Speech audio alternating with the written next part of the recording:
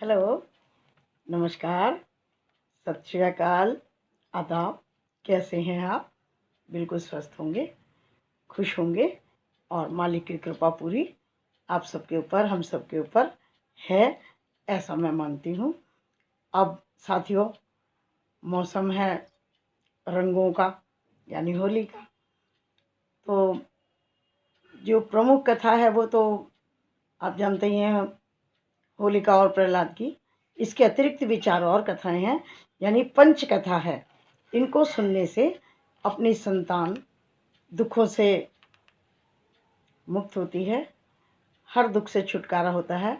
संतान जो है योग्य बनती है, काबिल बनती है, सफलता को प्राप्त करने वाली होती है। इसलिए ये पांचों कथाएं हमें बहुत ही श्रद्धा के साथ सुननी चाहिए। तो 3 कथाएं तो मैं पहले वीडियो में सुना चुकी हूँ। चौथी कथा सुनते हैं। राजा पृथु के समय में एक राक्षसी थी, ढोंडी नाम की। अब वो बहुत तपस्या कर चुकी थी, पहाड़ों पर जा करके कंदराओं में बैठ करके तपस्या कर चुकी थी। और तपस्या से उसने ये वरदान पा लिया था कि वो दानव और मानव किसी से भी नहीं मरेगी। मानव हो, दानव हो या देवता हो, कोई उसको नहीं मार पाएंगे, ऐसा वरदान उसने हासिल कर लिया था। और ना अस्त्र से मरती, ना शस्त्र से मरती, और तो और किसी मौसम का भी उस पर कोई प्रभाव नहीं होना था। सर्दी हो, गर्मी हो, बरसात हो, उस पर उसका कोई असर नहीं होता था। ये वरदान वो पा चुकी थी। अब राजा पृथु के समय की बात है, तो वो राक्षसी क्या करती थी, ढूंढी, कि वो छोटे छोटे बच्चों को पकड़ पकड़ के अपना शिकार बनाती थी, भोजन करती थी।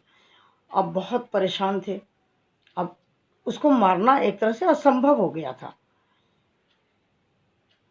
तो राजा ने राजपुरोहित को बुलाया, पृथु राजा ने, कि भाई इसका कोई हल बताओ, अब अपनी प्रजा को इससे छुटकारा दिलाना है।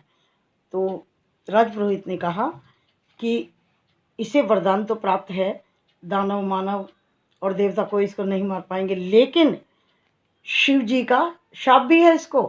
और वो श्राप कौन सा है कि वो बच्चों की शरारतों से मुक्त नहीं है। तो फिर राजा ने कहा कि भाई क्या हो सकता है। पुरोहित ने कहा, राजपुरोहित ने, कि जितने भी बच्चे हैं सब बच्चों को बोलो कि अपने घर से एक एक लकड़ी लेकर आएं और उसका ढेर लगा दें और उसमें अग्नि दे करके, आग जला करके, और ढोल नगाड़े ले करके खूब शरारत करें, खूब गाना बजाना करें, शोरगुल करें, जितना ऊधम मचा सकते हैं मचाएं। और उस अग्नि के चारों तरफ फेरे डालते हुए नाचें, कूदें, गाएं, बजाएं, जितना कर सकते हैं उतना करें, क्योंकि श्राप है उसको कि वो बच्चों की शरारतों से मुक्त नहीं है, उसका प्रभाव उस पर पड़ेगा। तो ऐसे किया, बच्चों ने जो है वहाँ पर जला करके अग्नि और उसके फेरे डाल के खूब ढोल नगाड़े बजाए, शोर मचाया।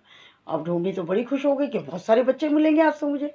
तो वो आती है, और लेकिन सारे बच्चे ढोल नगाड़े बजा के खूब शोर शराबा करके, डंडे हाथ में लेके सब करके उसको भगा देते हैं वहाँ से। तो किस दिन भगाते हैं?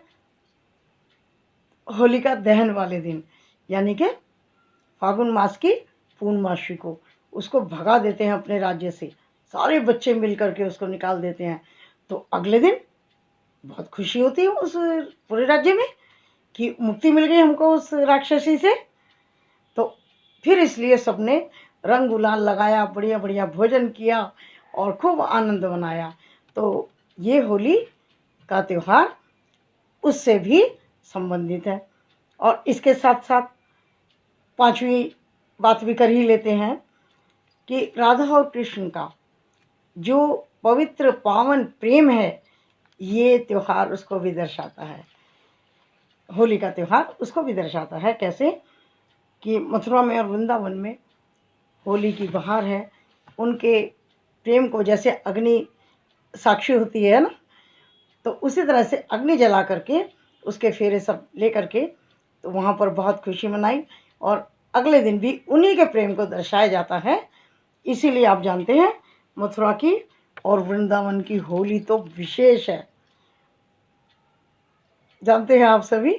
तो ये होली की 5 बातें थी प्रमुख जो हमने 3 वीडियो में इनको पांचों को कहा।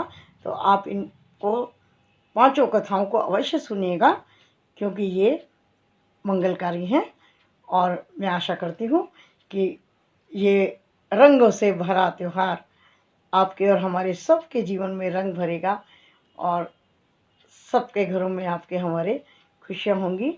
इन्हीं शुभकामनाओं के साथ विदा लेती हूँ और फिर मिलती हूँ किसी नई बात के साथ। तब तक के लिए नमस्कार, आदाब, सत श्री अकाल और बाय।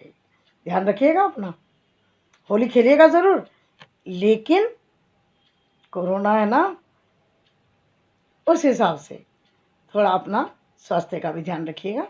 धन्यवाद।